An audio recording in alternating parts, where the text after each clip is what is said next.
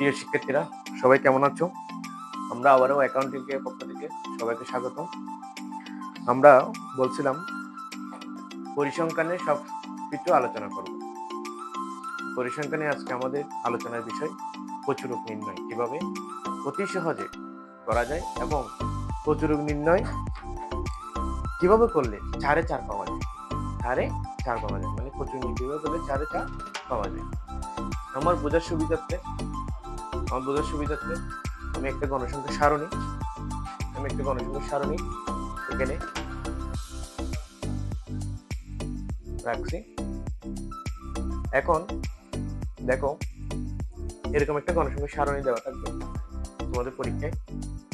সেখান থেকে তোমাদেরকে বলবে প্রচুরক নির্ণয় করো। কি নির্ণয় করো? প্রচুরক নির্ণয় করো। তো প্রচুরক নির্ণয় করতে আমাদের গণসংখ্যা সারণী লাগবে।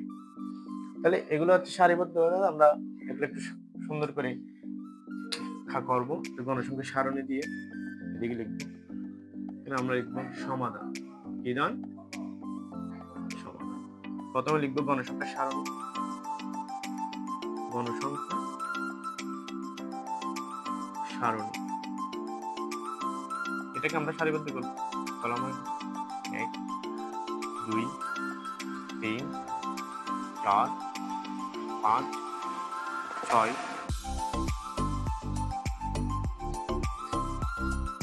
7 কত? 1 2 3 4 5 6 আমরা এভাবে করলাম। এখানে দুইটা দিব। এখানে লিখবো শ্রেণী ব্যক্তি, শ্রেণী ব্যক্তি। এখানে লিখলাম গণসংখ্যা।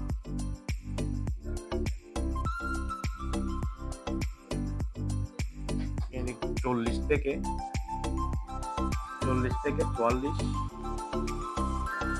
45 থেকে 49, 50 থেকে 54, 55 থেকে 59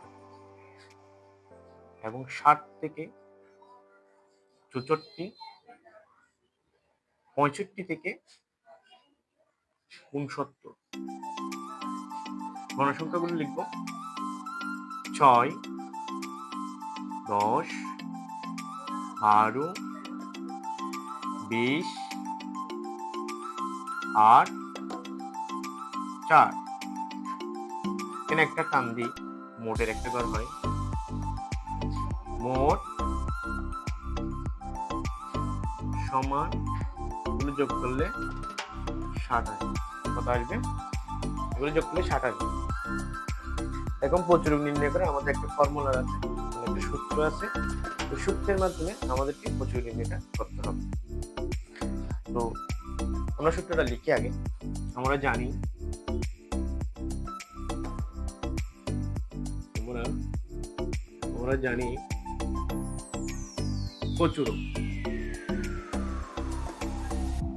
প্রচুরক সমান L প্লাস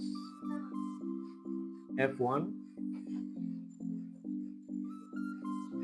প্লাস F2 গুণ H। তো এখন আমরা এখানে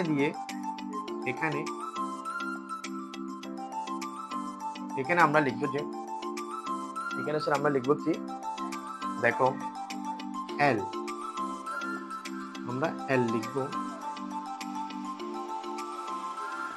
L এখানে দেখো প্রচুরক শ্রেণী আগে তোমাকে নির্ণয় করতে হবে প্রচুরক শ্রেণী কোনটা। তো ভালো করে দেখো, এখানে গণসংখ্যা সবচেয়ে বড় মানে বেশি, সবচেয়ে বেশি আছে বড় কোনটা? 20। বিশেষ যে শ্রেণীটা আছে এই শ্রেণীটা হচ্ছে প্রচুরক শ্রেণী। বিশেষ যে শ্রেণীটা আছে এই শ্রেণীটা হচ্ছে প্রচুরক শ্রেণী। তাহলে দেখো এই প্রচুরক শ্রেণীর কোনটা সবচেয়ে ছোট? 55 ছোট নাকি 59 ছোট? তাহলে সবচেয়ে নিম্ন হচ্ছে 55। তাহলে এখানে L সমান হবে 55। ওকে, এরপর আমরা নির্ণয় করব H বলতে আমরা বুঝি পার্থক্য। H বলতে আমরা বুঝি কি? পার্থক্য, শ্রেণীগুলোর পার্থক্য। তাহলে শ্রেণীগুলো পার্থক্য কত হয়? এ দেখো, এই 44 এবং 49 থেকে যদি তুমি বিয়োগ করো তাহলে কত হয়? 5। এভাবেও নির্ণয় করতে পারো, আবার এভাবেও নির্ণয় করতে পারো। 40, 41, 42, 43, 44। তাহলে 43, 44। তাহলে কত? আবার দেখো 40, 40, 41, 42, 43, 44। কত? 5। এভাবেও করতে পারো, আবার নয় হলে 44 থেকে 49 বাদ দিলেও চলে আসবে 5। তাহলে এখানে হবে এস, মানে পার্থক্য হচ্ছে 5। এখন আমরা F1 এবং F2 মান বের করব। F1 এবং F2 মান বের করব। তাহলে দেখো F1, তাহলে F1 বের করতেছি। দেখো গণসংখ্যা যেটা সবচেয়ে বড়, মানে বেশি, হ্যাঁ, কত? 20। তাহলে 20 লিখলাম। 20 থেকে তার আগের সংখ্যা বিয়োগ। দেখো 20 থেকে তার আগের সংখ্যা কত? 12। গণসংখ্যা যে F1 বের করবো, যেটা গণসংখ্যা সবচেয়ে বেশি, মানে বড়, 20।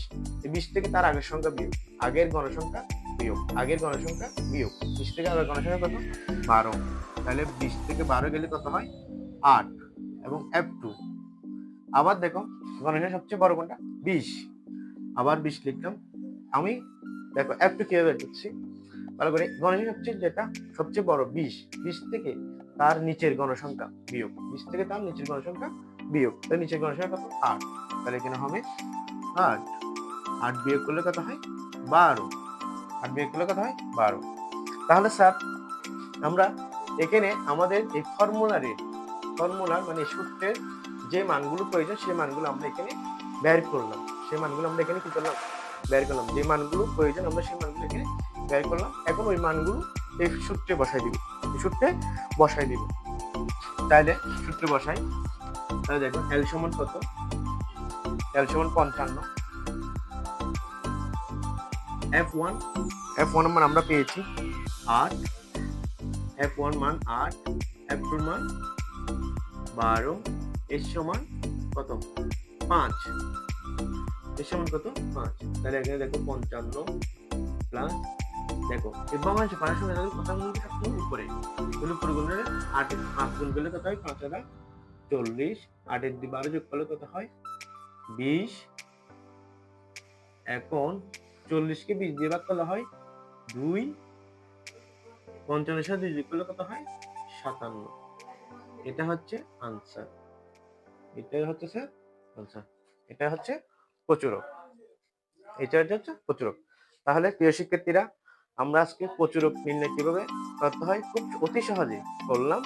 আর নেক্সট ক্লাসে আমরা সংক্ষিপ্ত পদ্ধতির গড় এবং গাণিতিক গড় এবং এই পরিসংখ্যানে আরো যে সমস্যাগুলো আছে সেগুলো নিয়ে আমরা আলোচনা করব। আমাদের সাথে থাকবেন। ধন্যবাদ সবাই।